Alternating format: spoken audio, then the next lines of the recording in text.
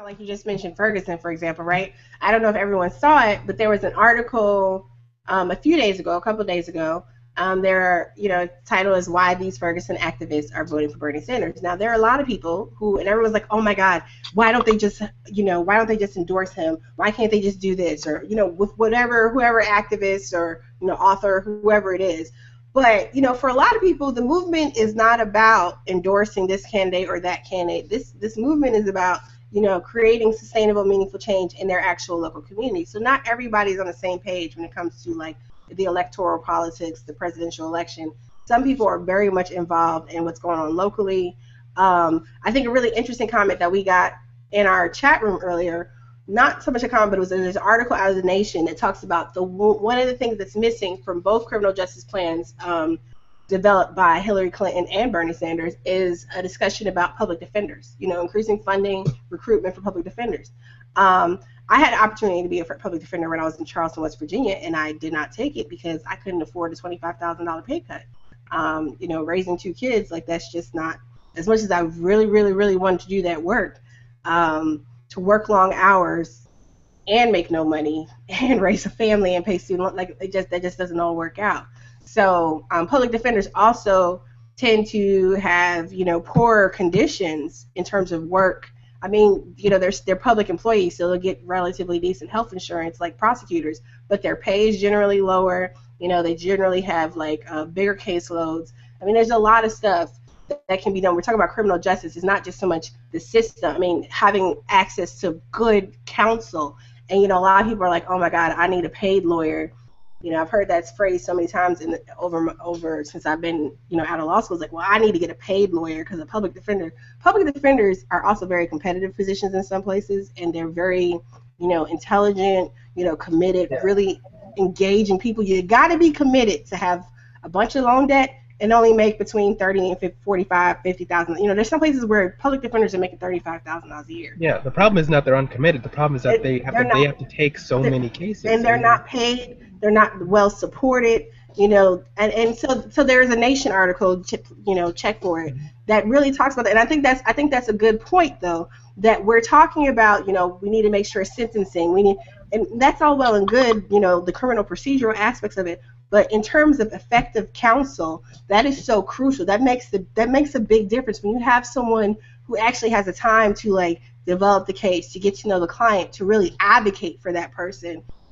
That makes a huge difference, going into certain situations, especially when we look at the disparity between, black and white or Latino, defendants within the system, and you look at the need for a public defender and stuff. I mean, there are some really great programs and stuff out there, but the lack of funding for public defenders it's glaring. When you consider that effective assistance of counsel isn't right.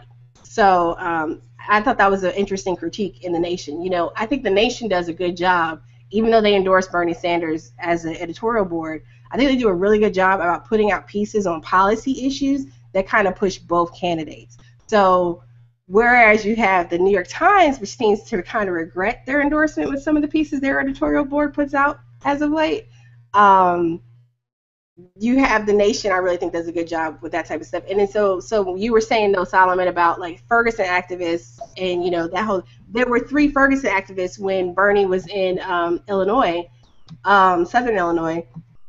They came not only participating in the rally, but there are 2 running for office, and they spoke at the rally and stuff, and stood up and endorsed. And I just want to read just real quickly Bruce Franks, who is running for office. He's running for Missouri State Representative of the 78th District. And he was saying, he's founder of this organization, 28 to Life. And he was saying that in 1991, his brother, Christopher Harris, was 9 years old when he was killed. He was used as a human shield.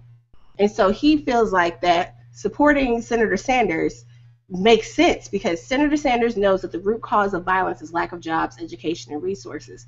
I mean, of course, there's always more to it depending upon what the community and other situations. But I don't think that we can deny that there's a causal link, and we're going to get into education. But there is, when you look at underdevelopment, lack of opportunity, you do have these other social issues that are more prevalent than in communities where you have, stronger, access to jobs, education, after school programs, decent parks and recreation facilities. I mean, that seems overly simplistic, but at the same time, there's data out there that there are differences. And there was another activist from Ferguson, Corey Bush, and I know people are like, well, I've never heard of them before. My thing is, I think that a lot of people that do. Corey. I love that. So I'm just now getting familiar with Corey, and from what I've seen and read, she's, awesome. But like, I think a lot of people get caught up because you might see the few big names on Twitter or on social media, and it's like, okay, because if you don't see it being tweeted, then it's not happening. But I really feel like there's a lot of work that's being done out there, especially with a lot of these grassroots groups or volunteers.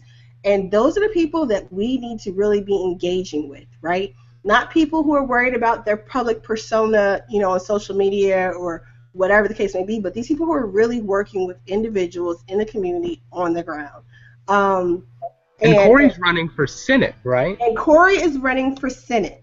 I think it's great. Like not even state Senate, Senate. U.S. Senate. Like Corey is running for the U.S. Senate. She's a Democratic candidate for the U.S. Senate, single mother, ordained pastor and nurse. Love her. And I just want, I'm sorry, since we were just talking about how, I think I'm a little fired up on this because we had Councilman Antonio French earlier on Twitter just blasting Bernie, right? He's a Hillary supporter. Hillary, I don't know if he's an official surrogate or not, but he's just, people of color or black people, ain't nobody listen to Bernie Sanders. And I mean, he's in Congress with Ted Kennedy and John Lewis, and he was all alone fighting the fight. Yes, sometimes he was. Like, clearly, I just find it, I just feel like people have drank the Hillary Kool-Aid and they just stick to their talking points and they're not willing to go off the reservation, right? Like, they just know what they know and that is it, and there's nothing else to it, and no matter what you say. And so reading his tweets about how no one of color is listening to Bernie, so I'm sure I'm one of the people that got ignored today, but my response was, Michigan just showed that that's not true, right?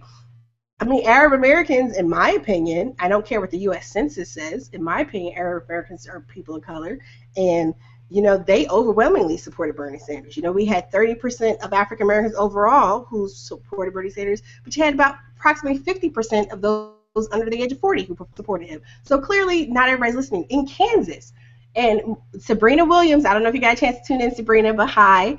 Sabrina Williams made a very, very great point. One of my friends, Sabrina Williams, made a very good point. In Kansas, you had 9 out of 10 black districts go for Bernie. But Kansas is also the home of Brown versus Board of Education. So it's not like these are just some people who don't know any better what they're talking about. I mean, there's a rich, activist community in Kansas as well. So I really think that we need to stop, buying into this media narrative. And please stop writing these pieces about I'm a white supporter. I really think you should support Bernie because of these reasons. Look, if they're not listening to us, then definitely not going to listen to you either. Like, people will come to Bernie in their own way or they won't. But the best thing we all can do is talk to people Michelle about the Alexander. values. Yes, she didn't come to Bernie because a white Bernie supporter was like, "Hey, you should." Exactly. Well, and I know people mean well, and then white supporters, when you're sharing these, I think this is great. Maybe not going to get the response you're thinking, because quite honestly, I think it's getting to the point where they're patronizing. Again, like I've said time and time again, we don't need you to tell us. Those of us, I grew up in the hood, so I don't need you to tell me about how dangerous it is. You know what I'm saying? My brothers have been held up when they were little by other little kids with guns, like when we lived in Chicago. I don't need you to tell me how rough it is out there, right? We know. But not everyone understands how things match up with the issues that are at stake right now in the election. You have a lot of people who are saying, well, Bernie did vote the ways Hillary Clinton saying he voted, so how can you say she's lying? I mean, there are nuances in all this information, and that's the conversation that you start having with people. You talk about the values at stake, right? You talk about, and you talk to people. Don't dictate, don't lecture them. And I know somebody had a little comment about how I'm not your mom, so I need to stop yelling at y'all. Ben lets me get the microphone, so I'll do what I want to do. But no, seriously though, you got to engage and talk with people, and just really open the dialogue. Be open and inclusive. And that is how we win over voters. That is how we get people out to vote, because everyone's so worried about the black vote. It's coming. It's working. People are doing what they do. There's a lot of stuff going on in Chicago, and we'll get into that.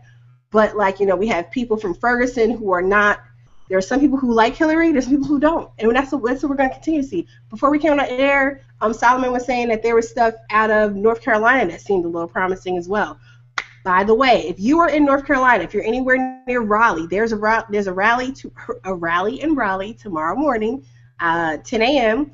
Go on to BernieSanders.com website, map.BernieSanders.com, and put in your zip code. Ohio, there's an event in Toledo coming up. I mean, there's a bunch of things happening over the weekend. This man is jet setting between, the North Carolina and the Midwest, and then Florida, like all weekend leading up to Tuesday. So that's kind of just a brief overview of just some things. So let's kind of get into education, guys.